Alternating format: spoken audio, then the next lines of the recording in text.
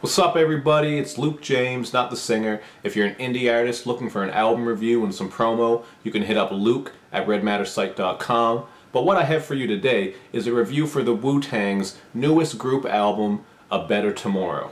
This is their first group album since 2007's 8 Diagrams, and man, I gotta say, this was a very hard review to do. Because as someone who came up in the 90s and has the utmost respect for what the Wu-Tang Clan has done for hip-hop music and culture, reviewing this album was not enjoyable. And I hate having to say that because I'm a Wu-Tang Clan fan, so this is going to be more of a rant than it is a broken down review. The main problem I have with this album is that it lacks the grime and grittiness that made the Wu-Tang Clan popular in the first place. Now, I'm not naive enough to expect this group of 40-year-old men to come together and put out something that sounds like the 36 Chambers or Wu-Tang Forever. But a lot of this album just sounds very rushed to me. They can all still spit, and there are some decent verses, mostly from Raekwon and Method Man, but not much on here blew me away, and as I listened through, I didn't get much of a sense of urgency, cohesion, or chemistry. And the production leaves much to be desired too, because instead of those classic, grimy, neck-snapping woo-bangers, we get a couple of lazy, simple soul samples on A Better Tomorrow and Wu-Tang Reunion. The song Miracle, which sounds like a Christmas advertisement for a grocery store. A redux of the song Son of a Preacher Man called Preacher's Daughter. And a bunch of tracks that have that new RZA style of production where everything is way too clean, melodic, and arranged. And I know it might sound weird to complain about a beat that is clean, melodic, and well arranged, but if you're a fan of that grimy, classic Wu-Tang shit, you know exactly what I'm getting at here. These new RZA beats just aren't very raw, and they don't have much of an edge to them either.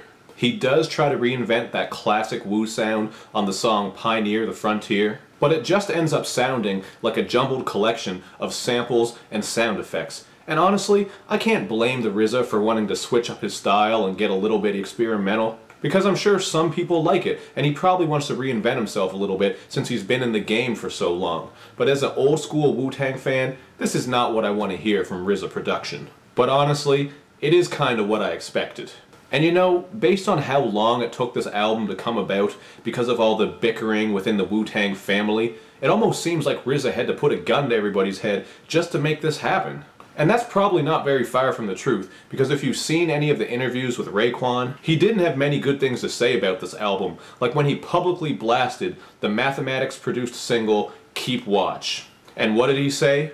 To quote Raekwon, "It's mediocre shit. I fucking hate this record." So I really don't have much more to say about this album, so I'm gonna put it to you like this. A Better Tomorrow is just a watered down Wu-Tang album. I mean, come on. I get that they're adults, but at one point on Ruckus in B minor, Method Man tells young people to pull their pants up. I don't want to hear that shit on a Wu-Tang album, especially coming from Method Man. Leave that to old people like Bill Cosby. Now, I'm not saying that the Wu-Tang Clan has anything to prove to us at this point, but this album feels like it happened just for the sake of it, and not out of any real love or attempt to make an album that's amazing.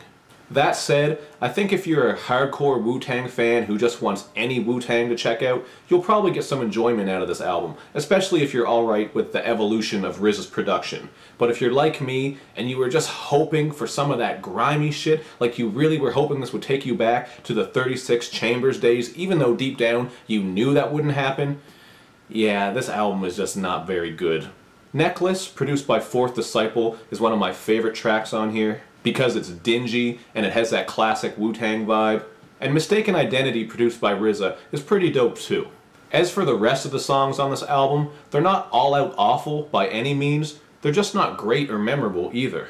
And now that I'm done with this review, I probably won't listen to any of this ever again, because I listened to this album over and over, trying to like it, but at the end of the day, I just don't think it's very good, and I think it's boring. So I give it a 2.5 out of 5. So that's what I thought about the Wu-Tang's new album, A Better Tomorrow. Let me know what you think in the comments section, and as usual, do all that other good YouTube and social media stuff too, where you like, you subscribe, you share, you follow, you retweet, etc., etc., and I'll see you guys next time.